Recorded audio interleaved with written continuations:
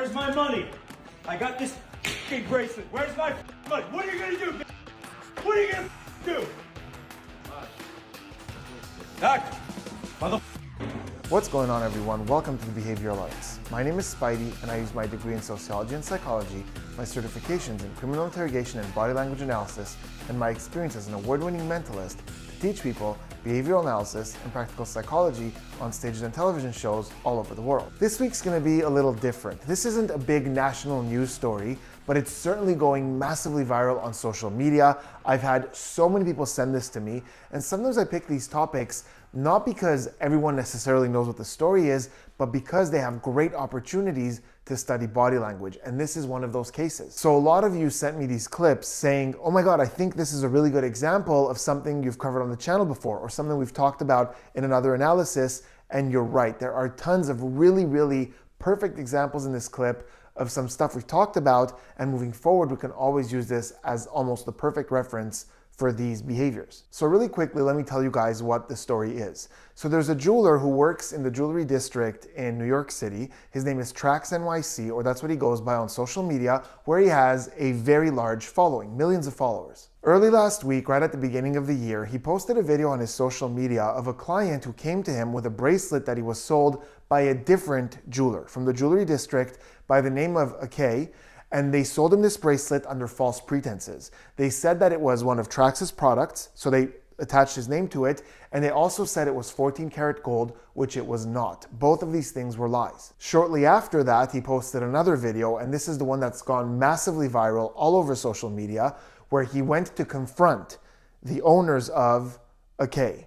And he is livid. And there's been so many different versions of this. It's been turned into memes. People are recreating it, acting it out. It's just all over social media. It's been sent to me by so many of the viewers. And then as a follow-up to that, there was a physical altercation that was also posted. He sustained some injuries. He went to the hospital for that.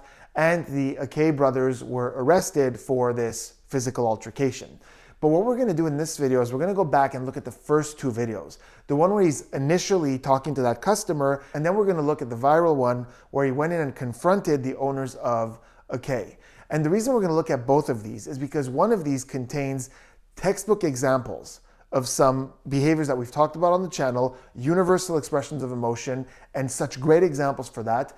And one of these videos has very much a performative element.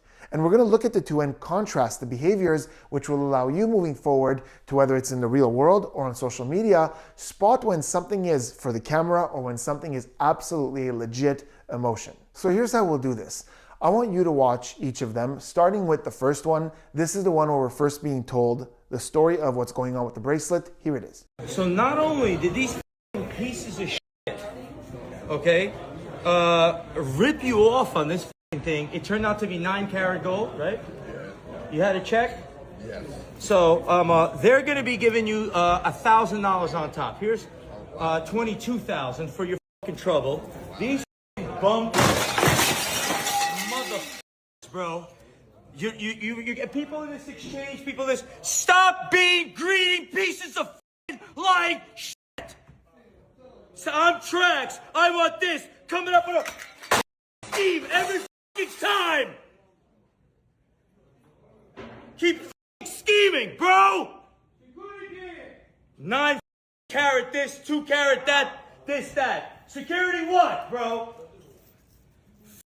Bullshit, bro. Stop stealing. You gotta come up. I want my money, motherfucker, bro. I gave the money up. You wanna be TraxNYC? Here's TraxNYC. Akay. Garbage! You motherfucker are garbage!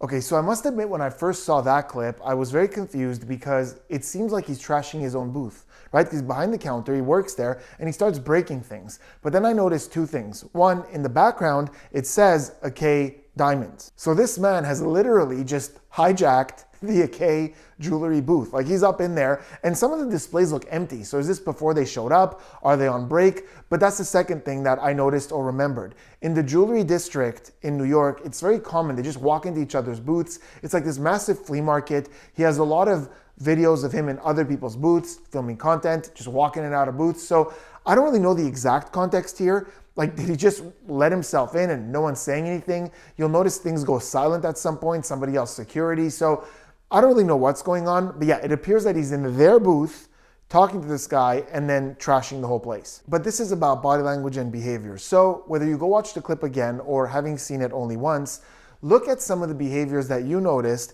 and try to distinguish which ones you feel were real, raw emotion and which ones were for the camera, being played for social media. And you can write it down and just make a mental list. And now we'll move on to the second video. And as you watch this, once again, try to look out for what's really emotional and what's for the camera. Here it is. Where's my money, motherfucker? Where's my money? Where's my money? I got this bracelet. Where's my money? What are you gonna do? What are you gonna do? Doc, motherfucker. You say VVS, I3, 14 karat, and you're using my name, you bitch! 6447. Yeah, 6447. Thief! You thief! Stop, take him. No! Get the hands off of me, bro. Get your hands off of me, bro.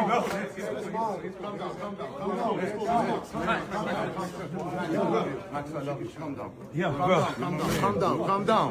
Okay, pretty intense. So right now, before we jump into the analysis, head down to the comments and let me know what you spotted in each of these videos. What was the same? What was different? But most importantly, where did you see moments of real emotion that you feel kind of neglected the camera and would have been the same whether the camera was there or not? And which moments for you felt like it was for the camera? There was this awareness of social media and people watching. Let me know some of the behaviors you caught. What did you see? Let me know in the comments and then we'll go to the analysis. Okay, so let's start with signs that something is being played for the camera. And you'll be shocked how often you could filter through videos on social media that are kind of set up just by applying this one little thing. And it's basically, where is the energy directed and where is the person speaking to? Is the camera just a silent observer or is the camera part of the audience? And if you look at that first clip, the one where he's speaking to the client, you'll notice that he literally shows the bracelet to the camera. So it's not that he's having this interaction with the customer and there happens to be a camera here. He shows the bracelet to the camera. He looks at the camera when he speaks. He also later, as he's getting angry, yells towards the camera. So this is for us, this is for the viewer. You'll also notice that in that one, the client is also aware of the camera because as he's answering to Trax, he also looks at the camera and confirms some of what's being said. So whether they had a conversation before that, okay, we're gonna tell people online what's going on, let's make it seem like we're talking to each other, but be aware of them, or it's just a subconscious looking over to the camera because they know it's there. A lot of this is being told as a story for the social media viewer. Speaking of story, that's another huge difference between the two clips. So once again, in the first one, you'll notice as it starts, he's catching us up, the viewers, on what's going on. He summarizes what's going on. So not only did these pieces of shit, okay, rip you off on this thing, it turned out to be 9 karat gold, right? You had a check? Whereas in the second one, we're going to look at it in a moment, but it's very different from that. The context is different. So once again, in this one, when it starts, he goes, so these guys sold you this thing. No. He's recapping the story. That's because he's aware that we have some viewers here that may not understand if you just start right in the emotion, in the anger. So we're going to explain why this emotion is coming in, and that's storytelling. That's narrative. Another really big difference between the two clips is the way the emotions are onset and how they offset. So in the first one, you'll notice that it's a lot of waves. He works himself up into a frenzy, gets really angry, throws some things around, then it calms down a little bit as he talks, and it goes up again. And this rhythm of emotion is a lot more consistent with trying to represent emotion rather than actually feeling emotion. And we'll look at how it's different later. And of course, this isn't 100% of the time. It's very possible that somebody who's angry will go in those waves, but that's much more commonly seen in me trying to communicate my anger than actually feeling that anger and being in a state of anger. Those are two different things. Now, I will say this, occasionally on some of these peaks of anger, there are moments where we are seeing actual real anger towards these people. There are some where it's like he's slapping the bracelet just to make this demonstration, and then he'll calm down a little and then he'll yell again. But there's a few where, and it's the ones where we kind of see him popping forward like this, and you see his hands going into fists, and this is a very, very common thing in stress, anger, or preparing for conflict. We call this digital flexion, or simply sometimes just fingers coming in, and it's a really good gauge when someone's getting a little angry or a little stressed. Those fingers come in because there might be a conflict coming up. As we relax, those fingers relax. So there's a few moments where we see him going into a fist, lunging forward like this, and when he yells, we see it come up to the face. He gets red. Now, it is still a little different from when he's gonna actually go confront the people, but there are a few moments of actual rage in some of these peaks. There's another really important thing to notice in the first clip, and to understand it, we have to look at Maslow's hierarchy of needs, which is something that we study in sociology, and it's not a perfect model. There are cases where things do fall out of alignment with this model. However, it's a pretty good list of needs in order that we want to fulfill them. So you'll notice that at the bottom are all the things that most humans will want to acquire first in most situations. So at the very bottom, we have basic physiological needs. Things like food, water, sleep, shelter, the things that assure physically that we are surviving, that we're living. On top of that, you have safety. So the things that assure your safety. So once again, shelter goes into that category as well, like, a house, security, having access to money. So these are all the things that we pursue once our physiological needs are met. And then as we keep going up, we have love and belonging, then we have esteem, and at the top we have self-actualization. So every time something is set and we feel secure that we've acquired that, we move up the hierarchy. So critics of Maslow's work will say that there are some cases where this falls out of order. For example, somebody who's on a hunger strike is giving up physiological needs and safety to a certain extent to get something that's important to them in the sense of belonging or love or some cause that's important to them emotionally. However, if you think about it, this is kind of the exception that proves the rule, because they're acknowledging how important the physiological needs are, and they're saying, I'm going to give those up temporarily to show you how important this is. Like, it's so important that I'm going to give up these things at the bottom. So it kind of acknowledges the pyramid, but tries to go against it. Also, we don't really have a way of knowing that if it comes down to it, and the person is absolutely starving and their survival depends on it, will they break that fast, and will they take the food or the drink? Another criticism of Maslow is, what about like a parent who would die for their child? And I think that's actually a very good criticism of Maslow's hierarchy, because that's someone who would put love and family as more important than the physiological needs or their own safety. And this is why I believe that the bottom one, the physiological needs, should say physiological needs of us and our children. Specifically our children, maybe our family. Depends for some people, because that's something that we instinctively will protect. Our children, maybe even before ourselves in a lot of cases. But anyways, without these few exceptional cases, it's a pretty good model for the way we prioritize needs. And it is very, very rare that we put image or esteem before safety and physiological needs. This is the reason why when we're very, very emotional and we're focused in an emotional moment, especially one related to survival, something like fear, something like anger, maybe even sadness, we pay very little attention to the way we look and the way that we come off. Watch any footage of anyone who's scared for their lives. You will never see someone who takes a second to stop and make sure their hair looks okay, or pull out a mirror and make sure their makeup is okay. You're not worried about that at all. You're focusing on survival, which brings me to another contrast between the two videos. So in the first video with the customer, as Trax is getting worked up, you'll notice that his sweater gets pulled up a little bit like this. And in one of those lows, like when he's kind of dipping down, he starts adjusting it like this. And this suggests a social awareness. When we are stuck in a highly emotional state, especially fear, anger, sadness, surprise, but that one's really quick. When we're in that state, when we're stuck in that state, we're not that self-aware. We don't fix things. We're focused on the target in this moment. So the fact that he's grooming like this is the social media guy making a bit of an appearance, that awareness of the camera. And finally, one other big contrast between the two is that in the first one, we're not really seeing a fear of retaliation. There's one point where he turns around after the guy says security and goes, security what? And he's kind of looking over his shoulder a little bit to see what's going on. You'll notice everyone around him has become silent. Some people are peeking in to see what's going on. So this is a legitimate moment that the people around weren't really expecting, but we're not seeing in him any signs of fear like someone's gonna come at him. So I don't know if it's because he's aware that no one's in that booth with him and that if somebody were to try to get in there, he would know it, he would see it. I don't really know why, but at no point do we see him backing off from something, looking for something, or scared that his actions are gonna have some kind of retaliation. This is something that we very commonly see in altercations or in moments of conflict. People looking over their shoulders to see if there are any threats around, and in that first clip, we're not seeing too much of that at all. Okay, now let's talk about the second clip, the viral one, and some of what we saw and what's different from the first video with the client. So in the first one, we talked about that narration, the catching us up as the viewers on what's going on. In the first one, there was a very clear narration where he went through the story with the client for us to go, okay, I get what's going on. In this one, he goes right into the action. We get a little bit of explanation at some point, but it's him expressing what he's frustrated about, and he's even using industry terms. As he points to the bill, he's saying things that we don't understand, and he's not explaining what those things mean. Like at some point he says, VVS, I3, I don't know what that means. I don't think most people watching that know what it means, but it's not for us. It's for this jeweler to say, this is why I'm frustrated, here's what you did. He must have misrepresented something, the quality or the I don't know, something about the product, and that's incorrect. But we don't know that. That's for them.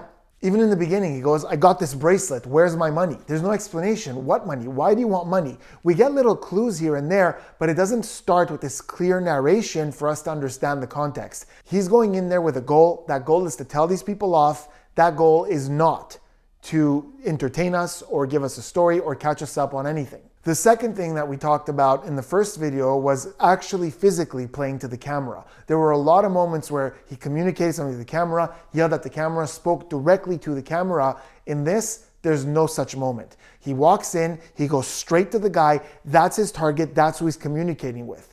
There's even a point where he turns around because somebody says something and he doesn't clock, at least this camera. He kind of looks over the shoulder of this camera. So maybe there's another camera there, I don't know. But he doesn't look at this camera, he doesn't play to this camera. He looks back to the guy, then he comes back here. He's focused on the people, not on the cameras. Very, very different than from that first one. Another contrast, and this is subtle but really important, is what we talked about earlier with the fear of retaliation. So you'll notice at some point, once again, somebody behind him says something, and as he turns around to look at them, notice how he takes a small step back from the guy who's in front of him. And there's a very good reason for that. It's instinctual. He's about to turn in such a way that he can no longer see this person that he's in conflict with. He doesn't know what this person's gonna do. If this was all put on for the camera and he didn't think that this was an actual moment of tension, he would just turn around like this. There wouldn't be this putting distance between this and this for a second before coming right back to it. That's the mind going, put a bit of distance because you can't see what's going on. Now let's focus on some of the actual specifics of the body language because there are some really good examples here.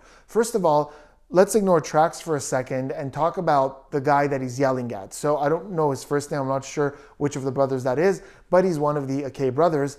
And when Trax shows up and starts knocking, you see the person turn to him, the eyes open up a little bit, and his head pokes back like this as the lips pull straight back like this. And this is a very subtle but important distinction between surprise and fear. Remember that with surprise is very fast, but things open up. So with surprise, the mouth opens up, the eyes open up, the eyebrows might even go up, and we're trying to take in information to figure out how to react. Surprise is a very quick emotion. This is all over the world. Research has shown that everywhere in the world, we recognize the facial expression of surprise as being the same, and it's that like this, everything's opening up because we're trying to figure out what to do. And there's research that shows that when the eyes open up, we take in more information with the peripherals. That's what surprise is. How do I react? What's going on?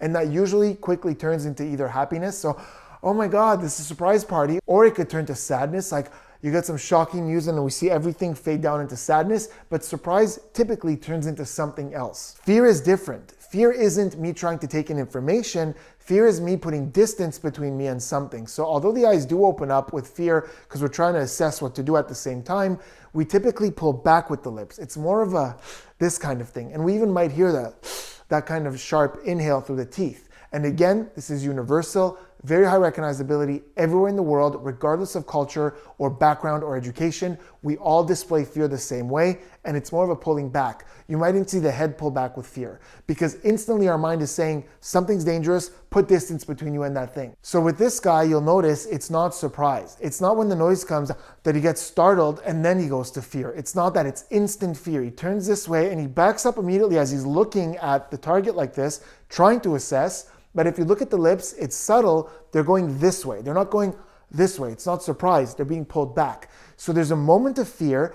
Then he gets up, and you'll notice this guy's probably had a lot of conflicts because he's pretty still. I wouldn't be able to be that still in the face of someone yelling like that. But you'll notice a few things. His hand is pushing down on that kind of doorway. So that thing swings upwards like this, and it lets people go in and out. His hand, you could tell, is pushing down so that Trax can't open it and get through. But he's standing there with his weight down like this, and maybe that's why he feels a little more secure, because he knows that Trax can't get to him without him being able to prepare for that. Weight's down, he's looking at him, very neutral face. You know, the blink rate starts to go up a little bit, but we're not seeing any kind of flinching or looking back. He's standing pretty still and just looking at him. And only when Trax backs off a little and he sees that there's enough people around that he'll probably be saved if Trax goes for him, then he opens the door and kind of takes a step forward to show that, you know, I'm not scared. Look, this man's seen some stuff. This man has seen some stuff. Because that amount of being okay with being yelled at to that extent, that's not very typical. Like most people would flinch, would be scared, would look around, somebody help me, what's going on? There isn't that much panic with this guy. Now let's go to Trax. Again, behaviorally and emotionally, there are some key differences between this and the first video. There's a moment where we see a very feral state. It's when the guy interrupts him in the back and he turns around, we see a couple of things. First, we see that fist again. Now he's holding onto the bracelet, but it's not a loose hold. He's got his hand like this. So again, remember, fingers in, tension, stress,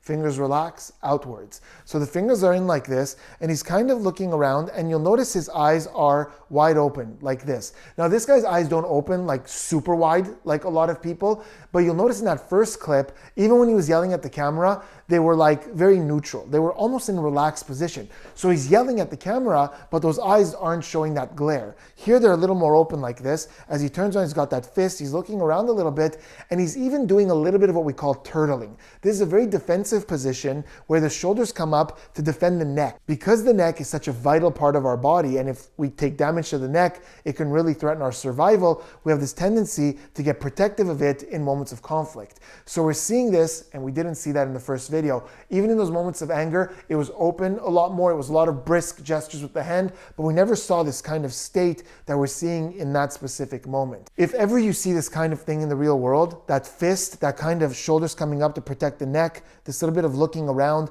that upper chest breathing and this glare, that's danger. That's actual aggression. We've gone way past pre-conflict, and this is someone who has very confrontational thoughts in his head. Something's about to happen. Another thing that we see is something we've talked about on the channel a lot. And I've often said that this is something that you'll see in conflict or pre-conflict, but we've never had an example as good as this in the history of the channel, and it's called a chin jut. So that's when the chin pokes forward like this while you're yelling at someone, talking to someone, or even just listening to someone. Sometimes subtly we might see these little chin juts. So the chin jut is the mind subconsciously kind of thinking of that conflict and the possibility of going at the person. So whenever we're in fight or flight mode and we're leaning a little bit more towards fight, we might see these chin juts come out as an expression of that. So in this case, it's obviously very aggressive, but you'll notice he's not just yelling at the person, he's often leading with the chin like this as he yells at them, and he's getting up in their face, and you see a fully extended neck. And you're not always gonna see it that way. It's not always that obvious, which is why every now and then I point subtle versions of it in some of the clips that we look at, because sometimes it could just be someone listening, and as they hear something they don't like, you see this little bit of a chin jut like this. Sometimes it even comes with a bit of a neck adjustment like that. Sometimes in pre-conflict, as the person's talking, you start to see the chin come out a little bit more like this. This is escalating conflict. Here it's escalated. We're there. That's why we're seeing a lot of these lunges with the chin as he's going towards the person. It shows I'm not scared, I'm ready to attack, I'm ready for conflict. Like it's almost a taunt. Another thing that I'm sure a lot of you noticed is where his voice is at. It's very, very high and it's staying high. He's yelling so much and so consistently, and there are times where he's trembling from yelling and his voice is even cracking. So he's at a very, very high register and he's yelling, literally when we say yelling at the top of your lungs, this is what it is. He's almost running out of air. And not only that, he stays up there for a while. There are very slight moments where I wouldn't say he comes down from that anger. It's just not yelling that much throughout. But if we look at that first video, it did like this, whereas this one goes up here and it kind of stays up here and maybe does a few of these little things like this, but it's high up. He's in that place. And that's how emotion usually is. It builds up. Now we didn't see the build up here, but it was happening probably as he was walking towards the counter. Once he got there, he was already in that emotional state. And it usually goes up there and it doesn't stay that long. This is very long to hold an emotion. Usually an emotion happens, especially the facial expression of it. You see that emotion and then we communicate it. He stays in that emotional state for a really, really long time. And then it's not usually just a switch. We come down from it slowly. Here, a lot of people intervened, kind of pushed him out of the way, reduced that conflict, but he was in that emotional state up there for a very steady period of time. I also do want to say this, Trax is also quite fearless. There is that slight moment we see of that backing up as he turns away from the source of the conflict, but as he goes towards the other guy who's on the phone, there isn't that looking over the shoulder, checking out what this guy's doing. Is he coming after me? Who's coming after me? He's got his back turned to a lot of people and there doesn't seem to be that much fear. So I think a lot of these guys have seen a lot of conflict and just overall their fear of confrontation or physical altercation is lower than the average. Because with the exception of very few and very subtle moments, both of these guys actually have big moments of fearlessness, where a lot of other people would get a lot more defensive and scared. They're not. They're just going at each other. So if we look at both videos, we see a lot of notes of anger in both of them. This guy's clearly pissed off. That's undeniable. However, in the first one, we see a little bit of that social media content creator coming out quite a little bit more, giving us context, playing to the camera, yelling to the camera, coming down from that anger a couple of times throughout the video, minding the way he looks a little bit, adjusting that shirt. It's a little bit of a different feel and it's a little bit more muted, a little bit more communicated. In that second one, we're seeing feral rage. This is a man who's ready to wage a war on these people. We're seeing actual anger. We're seeing him go at the guy. We're seeing that chin come up. We're seeing that moment with the eyes open, looking around, getting that protective stance. There's a lot of stuff in that second one. Almost no awareness of the camera, no actual sociability, right? In the first one, he's asking the guy some questions. He's communicating with the guy. In the second one, it's just a rant. This is a man on a mission. So we're seeing something that's very, very different. So I'll leave some links in the description if you guys want to continue following this story. If you're on Instagram or TikTok or Facebook, however, I'm sure a lot of you have seen his account. He's updating, regularly what's going on with the story. There was a follow-up where one of the brothers spit on him and then it got physical and he was jumped by a bunch of people. They choked him with his chain. He ended up in the hospital. It's a whole story. There's a lot going on here. They are now arrested for assault. I don't know what the follow-up is on that, but you guys can all go check it out with the links in the description. This was a really quick one this week, but when a lot of you sent me this clip and said, oh my God, have you seen this? Look at that. Look at that chin. Look at those eyes. I was like, yeah, this is such a great example of a lot of the things that we talk about on the channel. When we talk about the universal expression of anger, we saw so many moments of that in that second clip. Before we go, I have a really quick message for the members of this channel. So this channel does offer a membership program and I'm thankful for everybody who's part of it. If you want more information, I'll leave a link in the description, but there are two tiers. The first one is behavioral artists. And when you sign up to that one, you get a custom badge next to your name whenever you comment on my channel. This allows me to know that you're a member, and members of that tier get priority response to comments. I try to respond to almost every comment from those members. The second tier is Behavioral Apprentice, and that tier gets priority responses as well. All the same perks, but they also get access to every video 24 hours in advance. So when I upload a video, it goes up early for that tier, and then a day later, it becomes publicly available. I have a really quick message for that second tier, the behavioral apprentices, and it's the fact that my 2026, as well as my end of 2025, is really, really busy with bookings because as you guys know, I'm still a touring performer. I go out there, I perform at corporate functions, private events, theaters, on stage, and this is my award-winning mentalism show, which is a mix of trickery and psychology to make it seem like we know what people are thinking. We don't try to convince anyone of anything supernatural. We're very upfront about the fact that it's trickery and psychology. So it's kind of like magic with a psychological flair, and I have a lot of bookings of that nature, and on top of that, I also do a lot of seminars and trainings for sales teams, HR teams, security teams, government employees, and if you want any information about the services that I offer, I'll leave links in the description. But I have all that on top of that. As you guys know, I'm a very new parent. And so with all these things, the schedule is absolutely chaotic, and I'm no longer in a position where I can guarantee that every single week I will upload the video 24 hours earlier for the members in the Behavioral Apprentice tier. I will always try, and I will now amend the description to say that I'll always try my best, but I won't always be able to make it because in the last couple of weeks, I've really scrambled at the last minute to get it out on the day it's supposed to come out, which is Saturday, for public release. Now, anytime I wasn't able to do that before, I let you guys know on the community tab, and so many of you were so encouraging and saying, it doesn't matter, we're just here to encourage the channel. If you can, you can. Don't worry about it if you can't. But out of fairness, I want to say that it can no longer be a guarantee for every single week. I will always try my best. And on times where I fail, I usually just take all the money that I make from memberships that month and donate it most often to St. Jude's Children's Hospital. But you know, we could switch up the charities, but I will never hold on to your money if I didn't deliver that promise. But I just want you to know it's no longer a 100% guarantee. Thank you for your understanding and your support. I really appreciate it. Let me know in the comments what you thought about this video. What are some of the differences you spotted? And I will see you on the next one.